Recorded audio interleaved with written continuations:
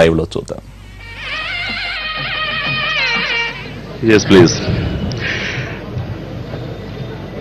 ఈ రోజున జరుగుతున్నటువంటి ఈ అవార్డు పురస్కారం అక్కినేని నేషనల్ అవార్డ్ అమితాబ్ బచ్చన్ గారికి రావటం అనేది చాలా ముదావహం.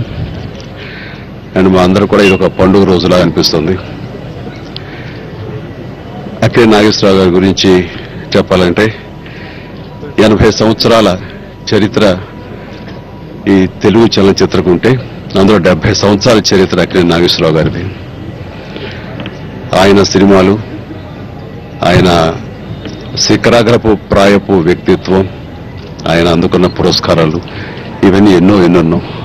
అలాంటి వ్యక్తి అన్ని పురస్కారాలు నాకే కావాలి అనే భావంతో కాకుండా నాలాగా మరి ఎంతో మందికి ఈ పురస్కారం మూలంగా వాడు ఒక ఉత్సాహపరచాలి అంటూ ఆయన పీక్ లో ఉండంగానే ఒక అక్కినేని నాగేశ్వరరావు నేషనల్ అవార్డు ప్రకటించడం, ఈ భారతదేశ చలనచిత్రంలో పరిశ్రమలో ఎవరైతే అత్యున్నతమైనటువంటి సేవలు అందించారో అలాంటి వారికి ఈ అవార్డు ఇవ్వటం అన్నది నిజంగా చాలా చాలా గర్వించదగ్గ విషయం, చాలా గొప్ప విషయం. ఆయన విశాల హృదయానికి ఇది ఒక నిదర్శనం.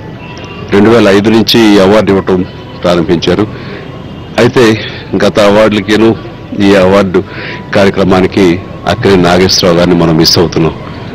ఆయన ఎక్కడ ఏ లోకంలో ఉన్నా సరే ఈ రోజు జరుగుతున్న ఈ కార్యక్రమానికి ఆయన ఆశీస్సులు ఉంటాయి. ఆయన వారసులు ఈ కార్యక్రమాన్ని ఇంత చక్కగా గర్వపడే స్థాయిలో ముందుకు తీసుకెళ్ళటం చాలా చాలా గర్వించదగ్గ విషయం. ఆయన ఎక్కడ సరే ఆయన ఆశీస్సులు అందరికీ ఉంటాయని నేను భావిస్తున్నాను.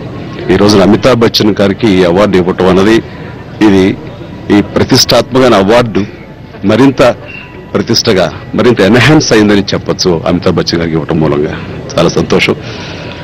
అమితాబ్ బచ్చన్ లాంటి మనిషి దీన్ని యాక్సెప్ట్ చేయటం కూడాను ఈ యొక్క జాతీయ స్థాయిలో ఈ అవార్డుకి మరింత గుర్తింపు లభించిందని, మరింత గౌరవం లభించిందని సందర్భంగా భావిస్తూ దీనికి సంబంధించిన అవార్డు కమిటీ వారికి, ముఖ్యంగా నాగార్జున వెంకట్ గారికి నా హృదయపూర్వక అభినందనలు తెలియజేస్తాను. Thank you.